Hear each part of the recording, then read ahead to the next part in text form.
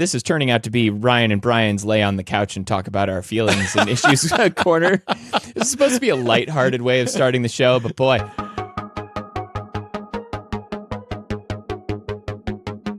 Well, hello everyone, and welcome to the Bible Geeks podcast. This is episode 251. I'm Brian Sheely. I'm Ryan Joy. And thanks so much everyone for tuning in. Today, we are talking about Mount Carmel and the great prophet Elijah who hit the wall. He was exhausted, and he was isolated, and he told God that he wanted to quit. His whole story is one of the most honest depictions of burnout in the entire Bible. Yeah, it is. Today we're getting personal with this story because it really resonates deeply with both of us, and so we'll explore the anatomy of burnout through Elijah's experience and discover how God's surprisingly gentle response can guide us toward recovery when we're at our breaking point. All right, this is going to be a heavy one, Ryan. You ready to go? Yeah, we're going to get right into it.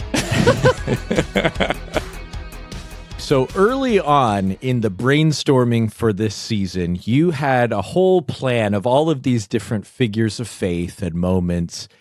And I told you, I'll tell you right now, Elijah is a study I need right now in this topic of 1 Kings 19 and the grace for burnout.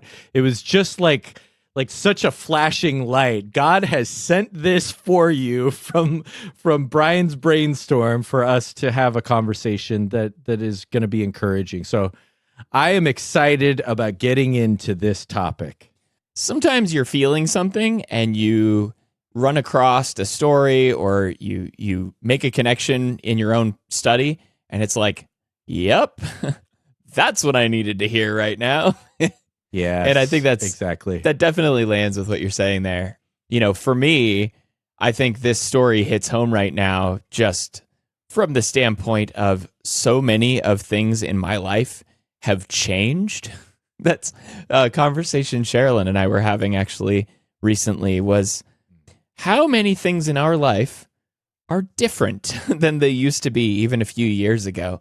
And for a lot of people, change is not easy. And so it's a way for burnout to slip in there when you've gone through a lot of moments that are just really high energy, high attention, high needs kinds of things. And then to kind of stop and you realize suddenly, wow, I'm gassed. Like I'm exhausted. Mm-hmm. And I don't know, is that why for you this has landed so strongly, like change, or is it just kind of a general push that's been kind of building and building and you just haven't had a chance to stop? No, I think for me, all of the elements of this moment in the life of Elijah really resonate. The ministry highs that then came to a crashing low where he was so discouraged. I think that the sense of loneliness, not in the sense of like, oh, nobody else cares about the Lord or nobody loves us. We are very loved, and I always feel loved here and everywhere that I've been.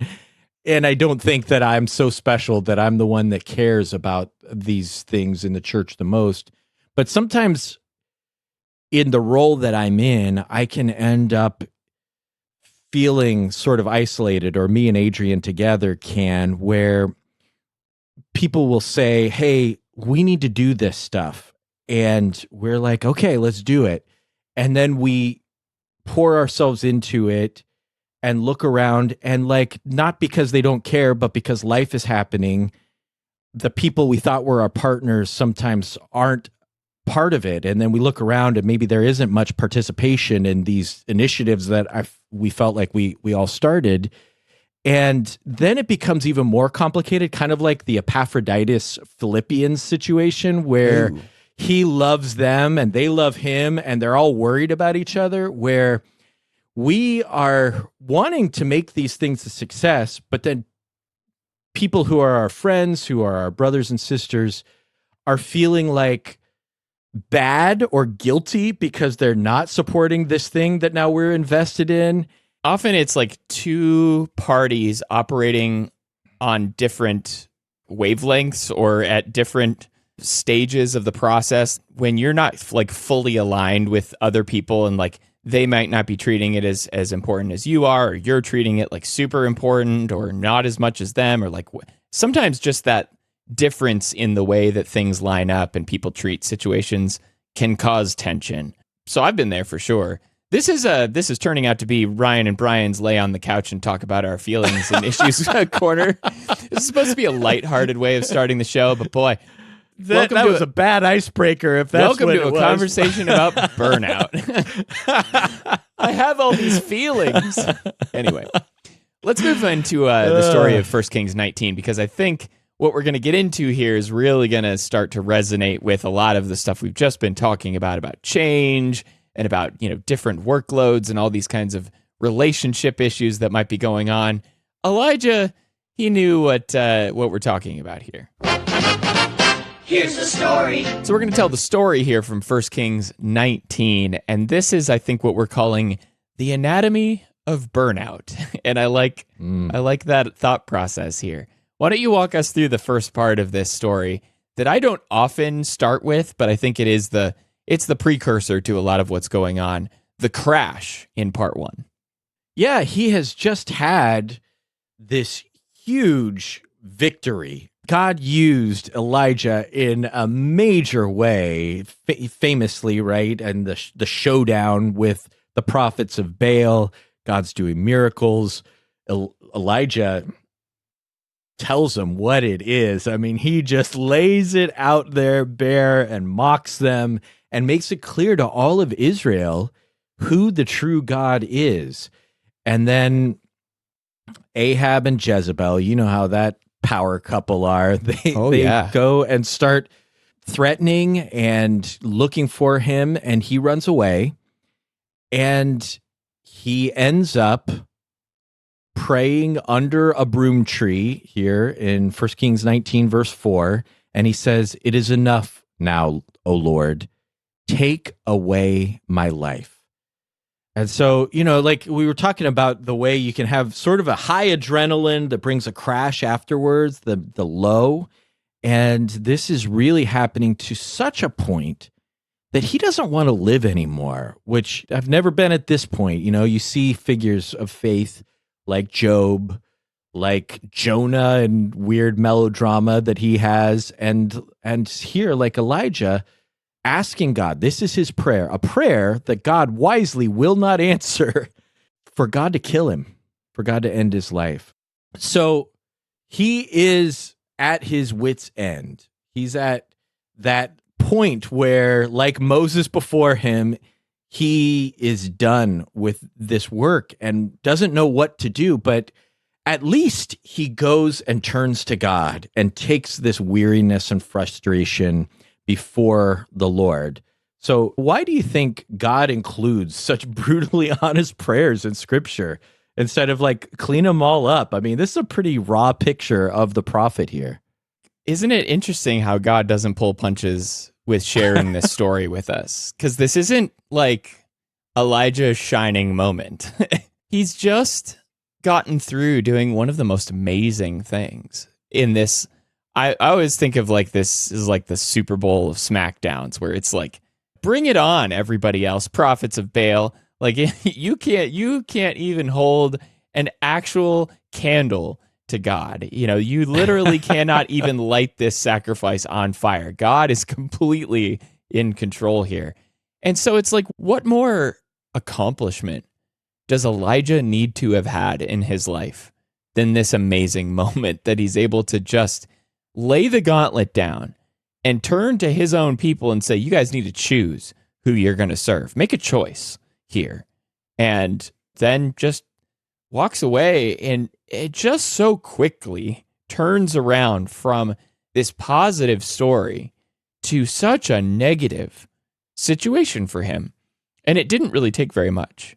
And for me, I see God's wisdom in sharing this story with us, because I feel like we need to know that when we're on, I'm going to use the phrase, please don't take it further than I'm intending. When we're on a high, when we're at like a really peak point of our spiritual service, and things are going great, and everything is like locked and loaded, and we're just like we're hitting it, right? That's about the time where we need to watch out the most. Mm-hmm. And I feel like that is something we don't talk about enough. That isn't it like the lesson of Solomon? The people were just at like the most amazing peak and pinnacle of their wealth. And at the moment when Solomon turns and starts to turn the hearts of the people away, and right after Solomon, that's when it all crumbles apart. And for me, spiritually, that is just such a tendency. And I think that's why God puts this in here, because I need to know, like, when stuff is going awesome, it's not like being a Debbie Downer about it, but dude, understand that something could come that will just completely distort all your thinking. Yeah. To him who thinks he stands, take heed lest you fall. That's it. Yeah. If you're riding the roller coaster and you're not anchored in the Lord, you have no ballast. You're going to bounce all over the place. And yeah, it definitely happens. And the thing is, even when we are like Elijah, anchored in the Lord, I mean, you're at least turning to the Lord at each step, in the highs and in the lows, we are still flesh. Our bodies are going to have adrenaline rushes, and they're going to have crashes. We're going to get tired, and we're going to have energy at sometimes. And that's, I think, where the story turns next, is God recognizes that. It is not a point of shame that we are made of dust and flesh, and God made us this way, and he knows us, and so he shows up with a care that fits it. Yeah, and that care, I think, is a really powerful next part of the story in verses 5 through 8. And this is where we see, obviously, Elijah is asking for everything to be over. It is enough now. And instead of, like you said, instead of giving him his request, God does answer prayers, but not always in the way we want. And he answers this prayer with food and water and the invitation to take a nap. And I love every little part of this. You know, I think can I provide a hot take or a little bit of an annoyance that I have? Yeah. Okay. I love it. I love a Brian hot take. So it's not overly hot. It's just mildly hot. But thank you very much. I'd rather it be hot or cold. Anyway, so one of my least favorite things here is this tendency we all have to totally split the physical and spiritual. Like we do this all the time. And the language gets used all the time. It's like, well, that is physical and that is spiritual, and never the twain shall meet. And it reminds me in the book of Proverbs as, what is it? The words of Agur or Lemuel at the end of Proverbs, where he's talking about, give me neither too much or too little. Help me to be satisfied with what you've given me. Lest, if he goes one direction, the pendulum swings too far the other direction. He's like going to be tempted to steal from other people, or in the other direction, he's going to be tempted to just trust in his own pride. And it's like that. There is a connection there with our physical well-being or our physical provisions to our spiritual thinking and to what's going on the inside. And like, these are absolutely on like clear display here for Elijah. His mental condition, his spiritual condition is just gassed. He is toast. And so what does God do? Something physical. Like, that is not the expected response, I think, from what you would think God would do. And so the angel says, "Arise and eat, for the journey is too great for you." And so as you think about what the angel is saying to Elijah here, to arise and eat, and then he goes on and takes a nap and these things. But like, what are you seeing here between the connection between physical and spiritual, and how is God dealing with both of these things when we're going through times of burnout? Yeah, he's coming in the role of a caretaker here, and it is so interesting that so many of the times that we are tempted, when we're at our worst, when we're getting irritable, whatever it is, Adrian and I have just started telling each other, you know what, you need to eat something. I think it's you time need to for go a take Snickers. a nap. Yeah, you're getting hangry.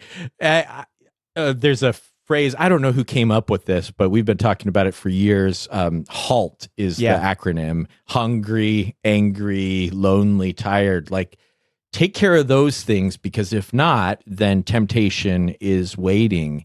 And you mentioned this phrase, the journey is too great for you. Even that part is, I think, not condemnation, but compassion. It's naming his limits. The Hebrew hints at this idea of it is beyond your strength. You are not God. You have limits. You have places that you need to name. I can't do that. And Adrian and I both have real difficulty with this. I don't know if you have ever found it tough to say, I don't think I can do that. Has that ever been a challenge? Why that feels is like that a Brian so challenge. Why is that so hard to say, I don't think I can do that? I heard somebody, second hot take, okay? I heard somebody recently say, I need to have a Snickers bar myself, I think. I heard somebody once say, the easiest word to say is no. And I was just like, not for me. The easiest word for me to say is not no. And I think so often my expectations, the things that I'm thinking about, the like, I need to show up here. I need to do my best here. I need to give 110% as if that's even possible here. And it's like, the hardest thing for me to say is no. And knowing your limits, that is not an easy thing to do. Yeah. Foreshadowing a conversation we're going to have at the end of this season about boundaries and limits and oh yes, the nature of kind of staying healthy and saying no sometimes. And yeah, I think it is really easy to underplay the value of sleep. You know, we can all sort of get almost like this sense of pride in our culture. Is this going to be our sleep podcast? Can we talk a lot about sleep? I love this. I love it. I love it. Good. Yeah. We need an episode all about sleep. The Lord gives his beloved sleep. But yeah, how you doing? I'm busy. I didn't even get 3 hours of sleep last night. Let me tell everybody about, how busy I am. That I hear those kinds of conversations. I do that. I have tried to stop doing that and, not make that a part of like a talking point. Like a badge of nourishment. honor. Yeah. Nourishment and sleep are a part of how we are able to be healthy enough to minister to an unhealthy world. How else are we going to be able to take on Jezebel and Ahab if we're just walking around hangry and, sleep deprived? The idea here that he sleeps and he's using this opportunity for rejuvenation. I don't know. It's like he didn't just sleep. In verse 5, he laid down, he was sleeping under the broom tree. Then the angel comes and says, get up and eat. And so it says there in verse 6, he looked, and behold, there was at his head a cake baked on hot stones and a jar of water. It wasn't even like, you go make yourself some food. It was like, boom, there they are, ready to go. And then it Let says them eat cake. Ate and drank and lay down again. And it's like, thank you. I love this so much. And again, in verse 7, he repeats this one more time. I appreciate the focus here, not only on the eating, but the sleeping. And I do love myself a good nap. And why isn't that more talked about in our culture? Because I don't think we focus enough on that aspect of our physical well-being. Because like you said, I've got the badge. Oh boy, I only slept 4 hours tonight. I must be knocking it out of the park. Yeah, and he's not getting things done right now. Like there's the eating, there's the sleeping, and there's the stopping, right? It's the Sabbath idea of there is a time to not get things done so that whenever God has something that he needs you to do, you're going to get it done. It's back to our time episode. And what is it time for now? There's a season to sleep. There's a season to rest and take a break. And, Jesus took naps in the boat. I think it's time to reclaim and normalize the need for taking breaks, having a snack, a nice honey cake, and a nice nap. I like that too. This was not a rebuke. That I need to find a better way of saying that. But this was not like this was not God like wagging his finger at Elijah. It wasn't anything about that. I think it was all purely care. This was just like, this is what you need right now. And yeah, it's not even framed as weakness, right? To go with the idea that it's not a rebuke. It's not you are so off base. It's I know exactly what you need. And it's this timeless wisdom that only our creator has. And he's giving us that guidance by recording this to say, you know what? You might feel like it's your end. You've got nothing else to give. What's the point? But the starting point before we deal with those spiritual and emotional questions is let's get your body right. Yeah, get your body right is an interesting... Again, a couple episodes ago, we were talking about how we don't hear lessons about being happy very often. And I don't think we've... Yeah. Like, when do we hear that many lessons and discussions about, like, get your body right? Yeah. And that's actually on a slightly connected note. When I was talking on our last conversation, actually, about how, presence is important. And, presence has showed up a lot, actually, in the last 2 episodes. But how presence is important... in the way that I deal with my relationship with the future and time in general, back in our time episode, thinking about that was actually one area that I left out of the conversation was exercise. I know I talked about like taking a walk and things, but like physical exercise. Well, bodily exercise profits little, as if to say like it's unimportant completely. Again, out of context, not even what he's talking about there. No. But... He actually says it does profit you. I know. That's what he says there. But that idea that, like, if your body is just completely fighting across purposes with your mind, you got to make some changes and get it on board with what your mind wants to do. And I feel like I have spent far too many days and hours of my life fighting my body in a way that I just is not helpful. And so, like sleep and exercise and just that Sabbath idea of rest is so important. And it's like, isn't it cool how it's just like already woven into what God has designed for us? And it's not hard to find these moments where we need to just step away and collect ourselves and get ourselves on the right page. Yeah. And, like talking about some of those moments that I was struggling with that I mentioned at the beginning, what comes after one of those in the design of our lives, my life, is a break. And it's amazing what those breaks do for me. And so, after one of those big events where we were wrestling with, I think this was helpful and we made a difference, but it didn't go how we wanted, and we feel weird about some things. It happens on Sunday. We always take every Monday off. Our calendar has one word on it on Monday, and it's the word that's the easiest word to say, Brian. No. That's what it says every day of every Monday. It says no, because that's our answer to everything. We are not doing anything. We're not committing to anything so that we can rest, so that we can slow down and eat and sleep in. And then what we ended up doing that this particular day, a month or so ago, is we spent the entire Monday talking with each other, debriefing everything, me and Adrian, and then, fed the kids and then let them play, and we just are sitting there all day processing. And it was so helpful to have this, is like all of life presses pause on Monday for us. And so we had the space that we've started to take it for granted, this space that we have been blessed by to be able to catch up with ourselves, catch up with our life, and say, okay, what is going on with our bodies, with our minds, with our emotions? How should we feel about this? Let's call on God for wisdom and pray a little bit.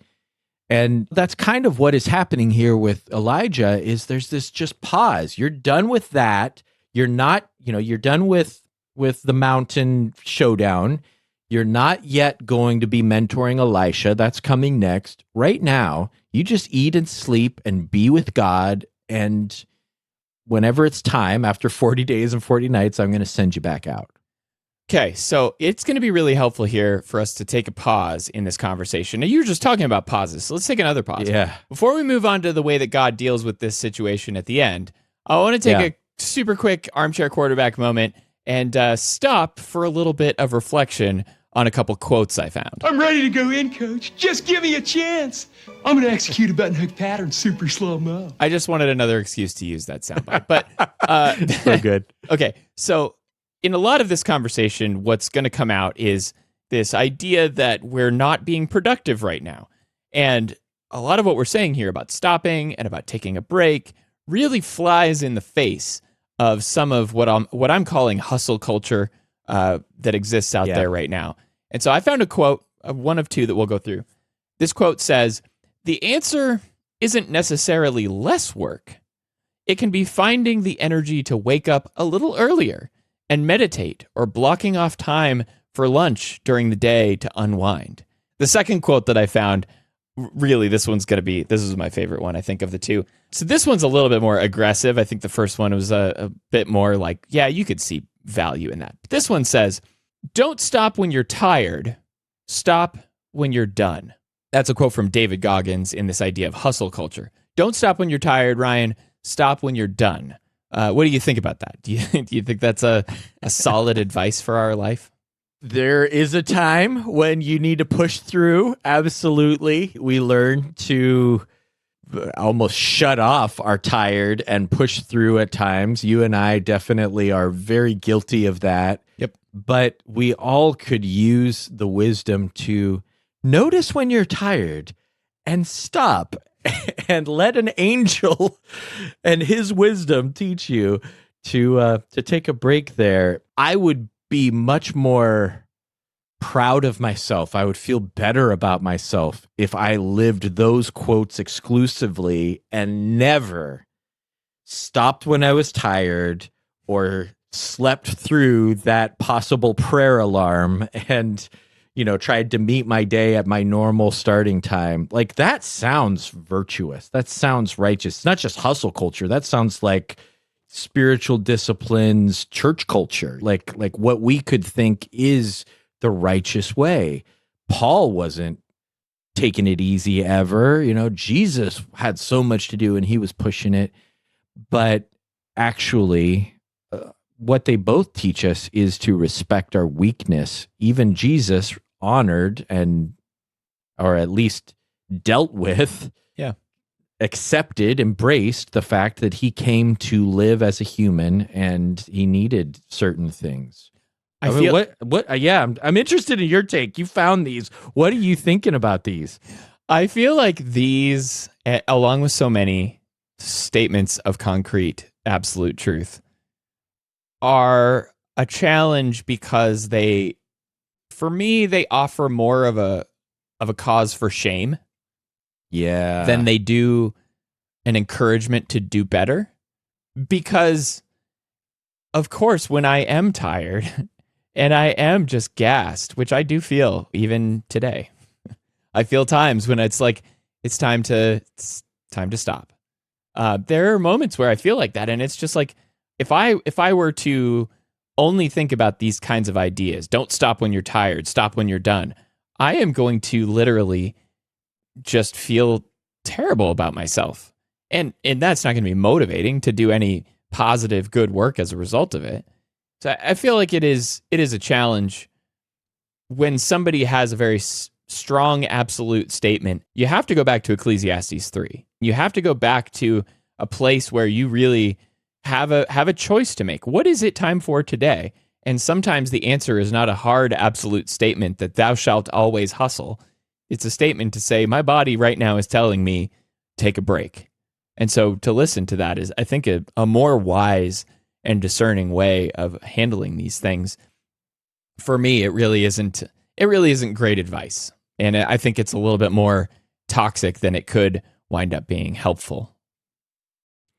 Especially in the culture, the values that you and I both came up with, that like work ethic is so much of how I sort of define myself, enter the world. This is what a man is, this is what a Christian is.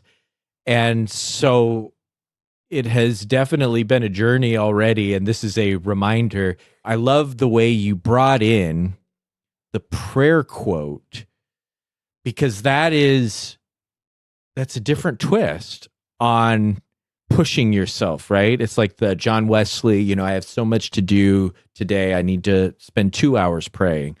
And it's like, wow, starting every day with that kind of a commitment, that's a lot. And I want to be praying to God as much as I can. But talk about shame that you were talking about. Like, if that is the standard that I expect my schedule to fit, and I'm going to have to keep squeezing more out of myself and out of my schedule and away from my family and away from my sleep and away from everything else in order to meet these standards, it starts to be realistic. And that's where I appreciate what you said about when you say things like this as hard rulings. This is an axiom. This is an absolute truth. This is wisdom. You are losing all of the nuance of context, all of the wisdom of discerning the situation and what are the needs right now. And it's one of the reasons advice is so difficult to give sometimes. Yeah. Because it's easy to throw it at people without really knowing what their situation is. So you want to start asking questions first, and then say, okay, let me qualify this, but here's what I think might help you as some principles. Tuning in and listening to their situation. I mean, obviously God has the advantage here of having a real solid idea of what Elijah actually needs. But I appreciate that point as well. It is hard to know how to counsel somebody in a moment where they may need to take a break, or actually what they may need is to put their foot on the gas. And so that could potentially lead us to the last part here of this conversation, because it might be tempting to stop here in this whole idea and say, well, Elijah, for the rest of his life, kicked up his feet and enjoyed cakes of bread and all of these sorts of things, and he was the best napper around. But that's not where the story ends, of course. Elijah is taken to Horeb, the mountain of God, and this amazing display of God's power, as if Elijah hadn't seen enough.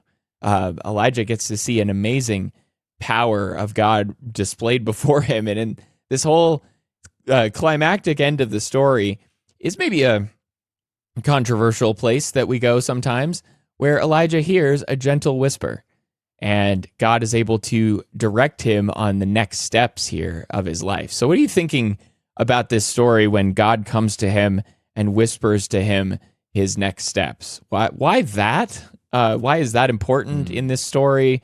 And what does that really say about God in this moment of Elijah's weakness? I don't really know completely, but I'll tell you a few thoughts, and then I'm interested in what you take from it about God and about how we should apply the gentle whisper, the still small voice, as I think the old King James maybe says it. The idea of Mount Horeb being the place of all of the things that came down in Exodus 19 before the 10 Commandments are given, and there's thunder and fire and earthquakes. And here there's some of that starts to show up, but God isn't in it.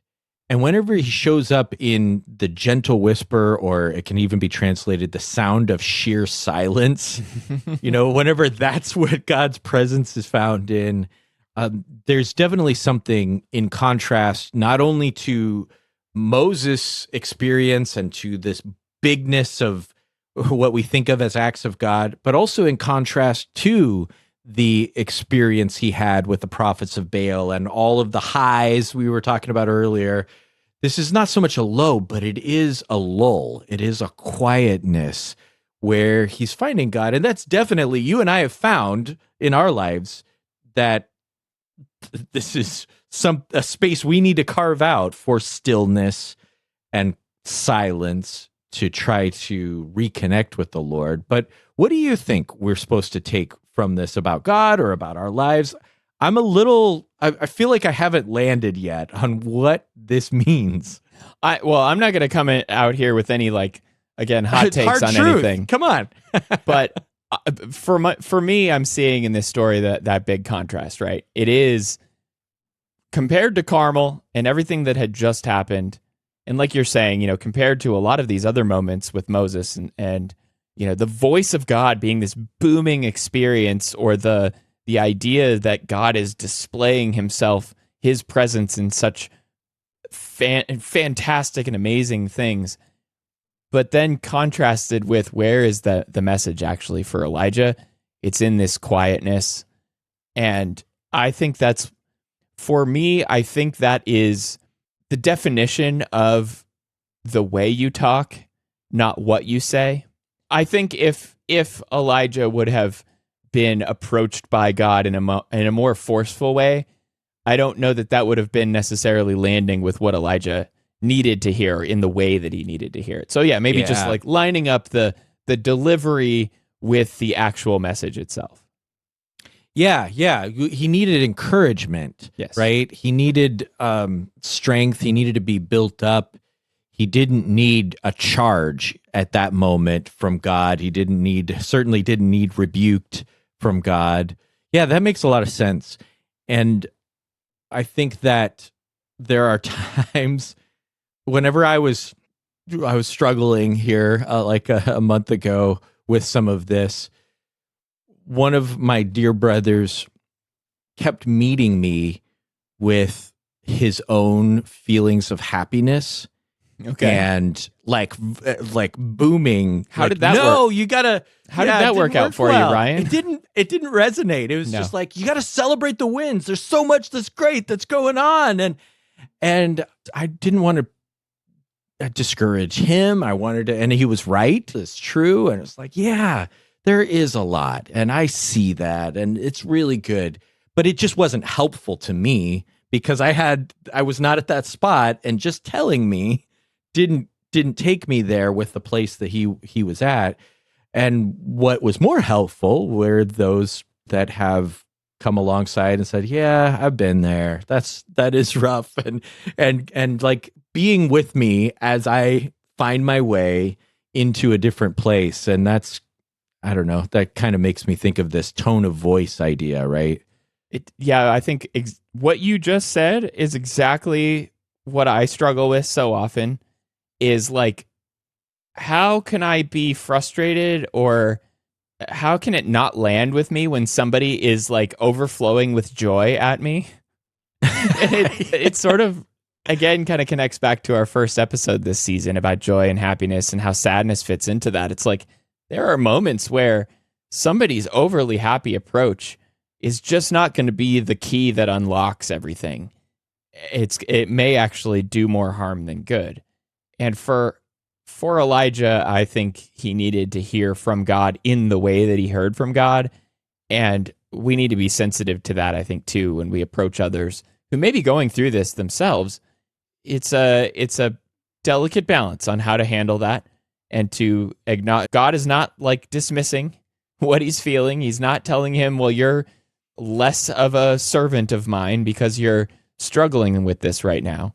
He nurtures him and he takes care of him. God knows what we need, and he's not just going to like stuff it down our throats. He's going to provide us what we need in the way that we actually need it. And so this way that he comes to Elijah, I think, is really helpful for me.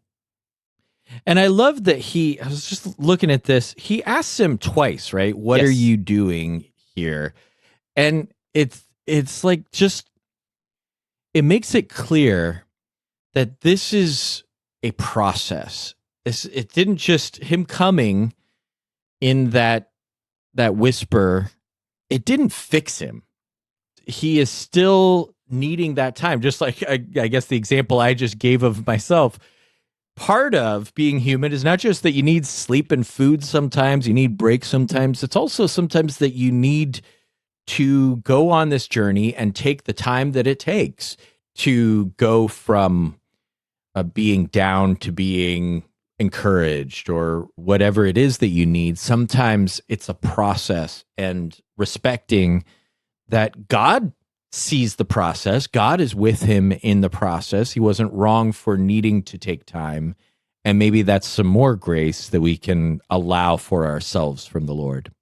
The process, I think, is really helpful. And that is, if we're learning anything from Elijah's example, is that it is a process. We've kind of examined here the anatomy of burnout, and so much of Elijah's story really does connect with me on a deep way. And I may not have ever called out like Elijah did for God to take my life, but I have felt like Elijah felt that I only am left. I've felt moments where I thought I was alone, and that's a key indicator for me. Like we've talked about tuning into our bodies, tuning into what I say sometimes can really help me then to understand, okay, this is time for something different now. I'm in a different place. I need different things, and this will be a different process to bring me out of it. Wow, this really does give you book, chapter, and verse for what you said at the beginning of our season when you said, I got to get my Birkenstocks out because I'm tuning into my body. Like, here it is. God is saying, Elijah, notice what is going on with your physical condition here. And so, we keep seeing all these connections, but I think that's really helpful. I think we all can take a nap after this episode is over. I'm ready. My body is ready. Yeah. Okay, so let's find Jesus here in this story. I know we've been talking about Elijah for quite a while, and this has been a really helpful conversation about burnout from Elijah's perspective. But is Jesus here in this story? And this isn't just a throwaway segment. I think Jesus has a lot to say and a lot that we can learn about rest. And what do you think here when you're seeing this story of Elijah and burnout? How does this connect with anything that Jesus has said or something that we see in this story about where Jesus is? It's hard not to go to Jesus' invitation in Matthew 11, 28 to 30 about him. He doesn't say, all you who are weary and heavy laden, what is the matter with you?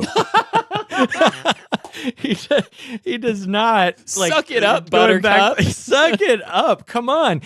Set your alarm 3 hours earlier you can keep going when you're tired. So, he says to the weary and the heavy laden, I'm going to give you some rest. And it's not physical rest as is happening here, though the Lord teaches us to find that, but it's like soul rest is important too.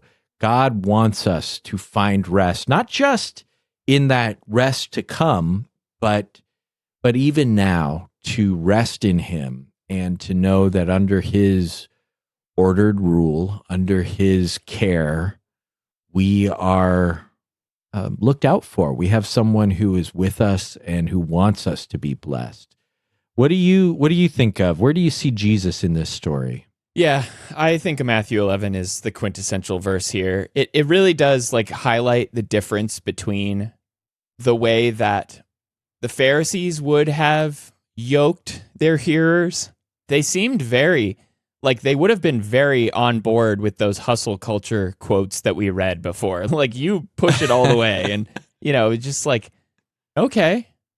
But we see here Jesus extending a different kind of yoke, a different kind of teaching, and it's a teaching of grace. It's a teaching of understanding our limits and knowing who we are and knowing that what he's called us to do is not too much for us, but that at the end of it, it's a work and a pushing that's leading us to rest, not just a work that's for our own self-glory and a badge of honor right now. It's not for us to be able to hold up this idealized view of some kind of Christian way of living.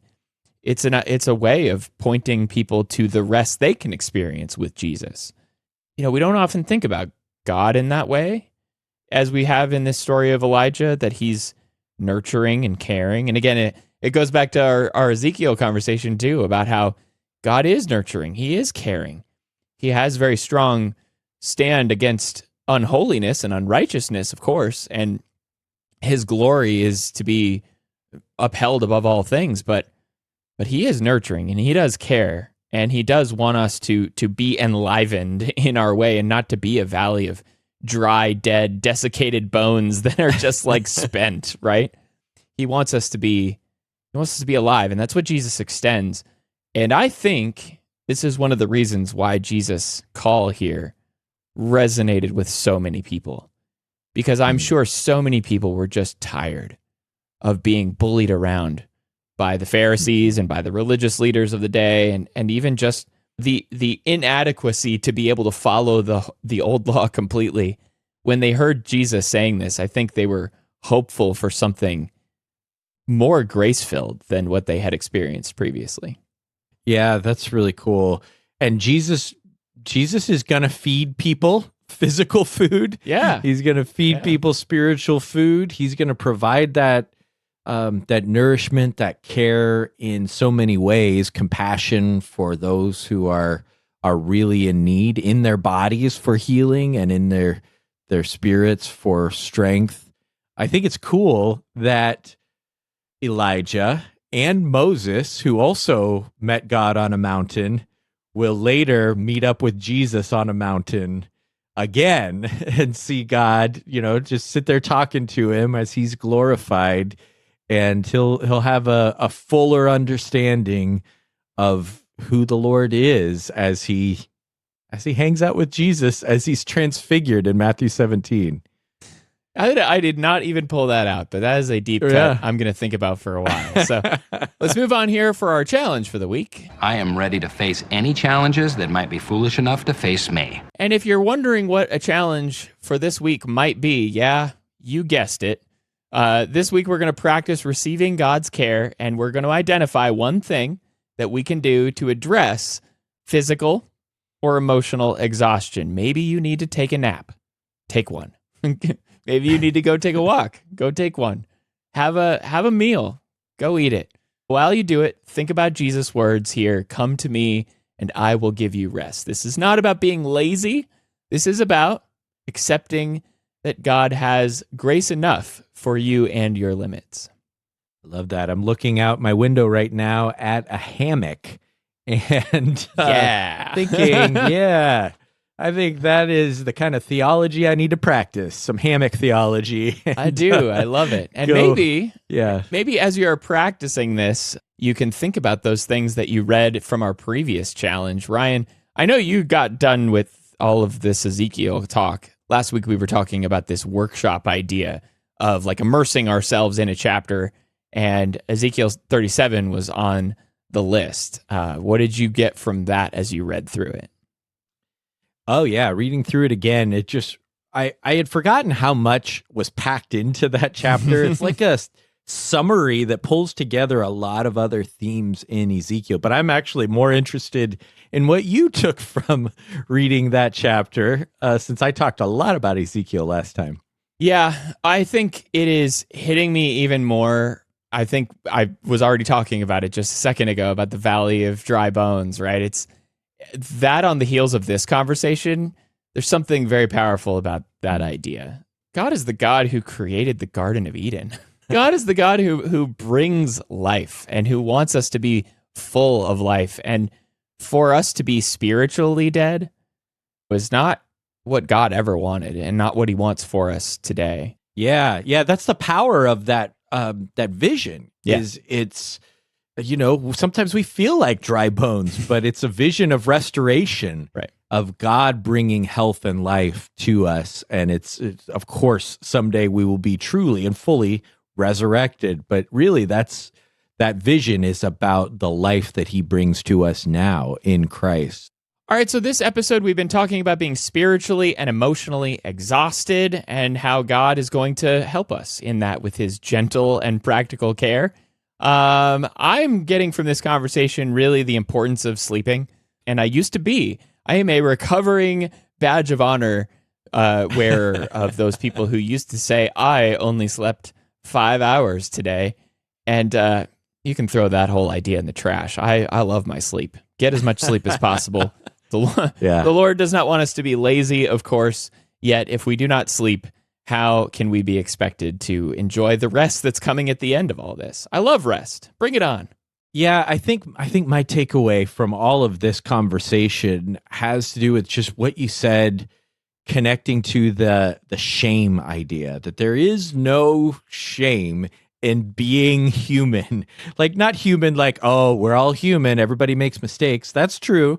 But like human, like God made us to have bodies. God made us to need food. God made us to need sleep. He could have designed us to be 24-hour machines, but he didn't. And so I need to not feel bad that that's how he made me, but rather respect and appreciate that he chose this. I need to follow the standard operating instructions for what my body needs in order to be able to serve him at my best. Standard operating procedures does not sound very human to me, but I think I got where you're headed with that. I'm glad you wound it up. Sorry, the robot came in. Yeah, I'm glad you wrapped it up with a more human way of saying that. So this has been a conversation all about burnout and learning about God's grace through that time. Next episode. Let me interrupt you here. Before we get to our next episode, since Geektober is next, right? Geektober about is to next. Get into it. Yes, we have not actually talked about this yet, but... Okay, so we're about to go into Geektober, and I have a question for you. It is a dad joke. Okay. Here we go.